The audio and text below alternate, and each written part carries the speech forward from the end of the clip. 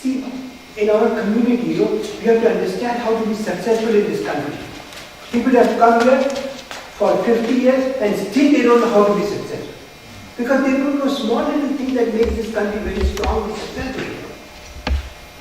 Certification is one of those, Get your certificate, keep the contract as permit in your pocket, don't use it.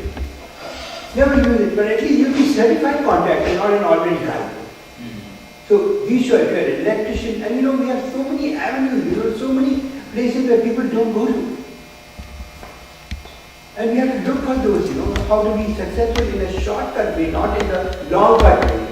Because there are in our country, where I come from, the child has to be a doctor, he has to be an engineer, he has to be a lawyer, or he is dead, Nothing else. Nothing else. He is useless, no good, If you cannot get into these three sciences or three places, you go to hell. They don't even talk to you, you are useless guy, no good. Why?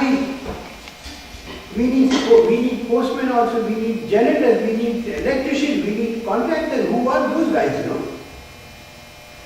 When I'm going on my house, the first house on the left hand belongs to a plumber. He's a multi-millionaire. More money than all of us put together. Why? Because what he did, he became a plumber and then hired 500 plumbers to work for him. Look at it. How clever he is. He's not a plumber anymore, he's a big businessman because he got all these plumbers working for him. But he had to be a plumber himself to get to that level. Why? Because we are not using our common sense. All of us don't think for 1 minute in the whole year. Because that thinking is very, very, very different. You've got to sit down and not talk to anybody. Please take a piece of paper and pen and start writing what you want to do in life. How many of us have done that? No. And that's why it's very, very important, to just look at, we can go to any level, we can go to level 2, level 3. I have my son-in-law who is joining the business because we are going now, mashallah, bringing a new product to market. And everybody is saying, why you brought your son-in-law? I said, why? He says, are you getting old? I said, no, I'm not getting old. I may be getting old, but I'm not saying that. I'm saying, why I brought him? I said, we are going to go, inshallah, to the second level, Now, if I want to be a billionaire, I have to start teaching my son-in-law to be a billionaire today, Because when we have billions of dollars coming in, we will be in trouble. We will not know how to use that $1 billion and we will be lost altogether. So we have to plan for that. If you want to go to the second level, you have to plan for it right now. If you don't plan for it, when the second level comes, you will never be there. Your business is better. Somebody will plan for it, look at it, see, a lot of customers come to you and they're saying, I wish you had this in your shop. They're telling you what to do, and still you're closing your ears, you don't want to hear them. Why, listen to them and you'll see what they need actually, just bring that and they will be coming to you now.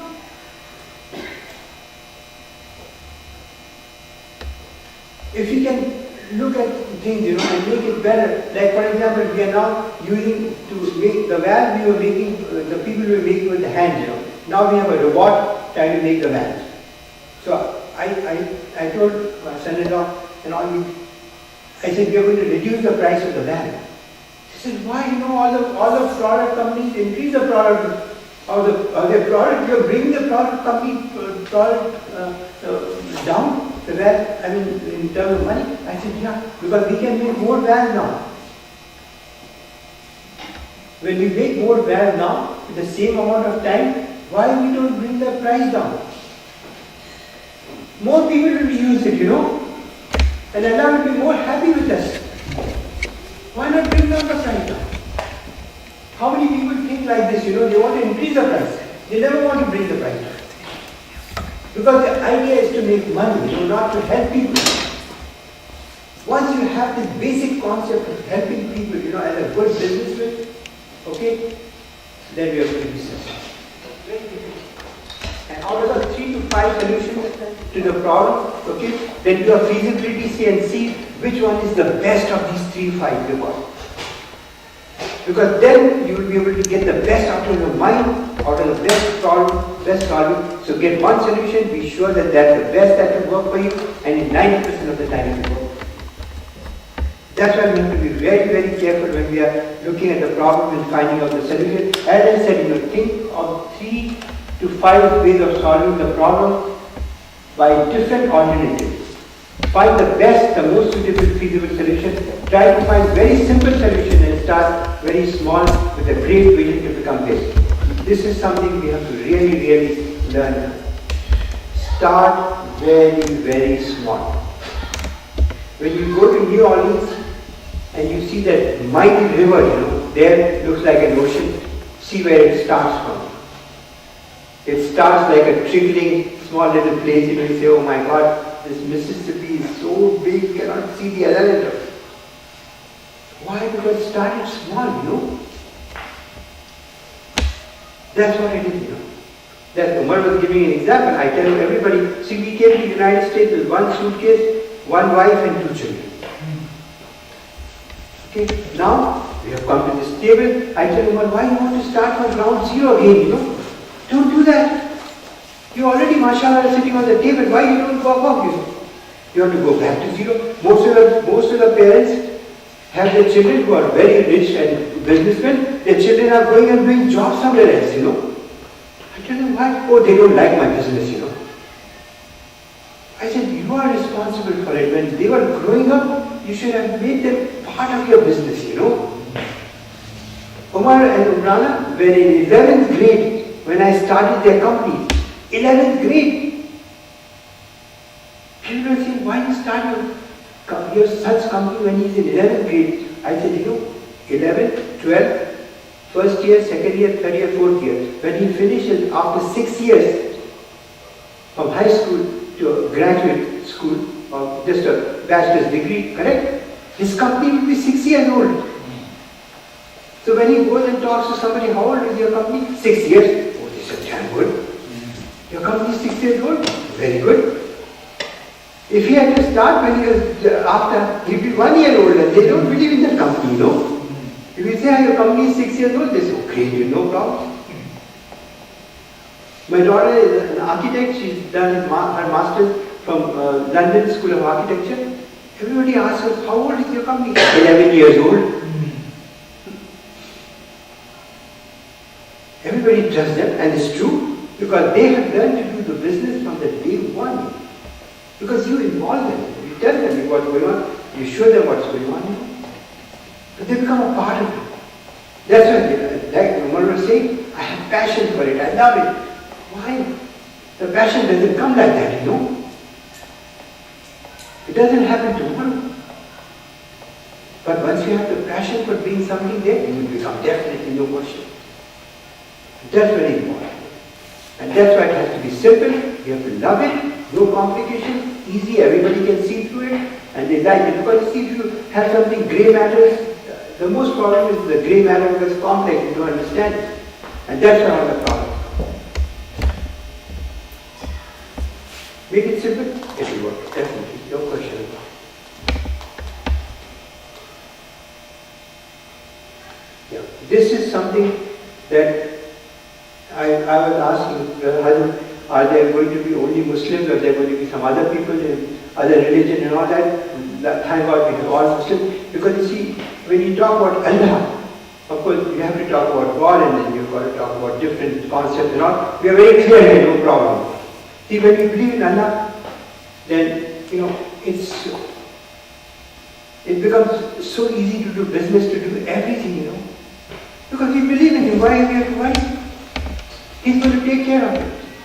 And when I tell you why, why? It's something like this. When you trust in somebody, that person automatically, becomes so, overwhelming that he wants to do everything for you because you trust him. It's like this, when we trust in Allah, we believe in Him, Allah says, you know what, I have to do everything for this guy, he's trusting me, I cannot let his trust go. And when we trust in Allah, and Allah, helps us in nothing, we don't need anybody's help. That's why this belief is extremely important. That's why I was saying. And with the belief comes the giving part. When you become rich, or not necessarily rich, I tell all my employees that, every time I'm giving them bonus, I give them a small lecture. I said, you're getting bonus, okay? Please be sure that at least $5 out of this bonus, you go and give someone. Very important to give. You know why?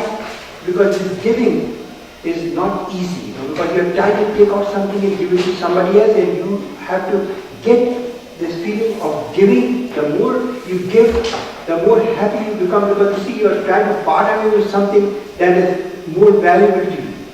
You feel, I have more money in the bank. That's right. I should not give. It will become less. And therefore, see, I give my children example. I said there's a well. In India we have those wells, where you take out water from. Now, if you feel that there is little water left in the well, you won't take out because you are afraid that the water will go away, There will be no water left. But you don't understand, if you don't take out water, more water will not come now. Water will only come in when you take out water from the well. The more water you take out from the well, more water will come.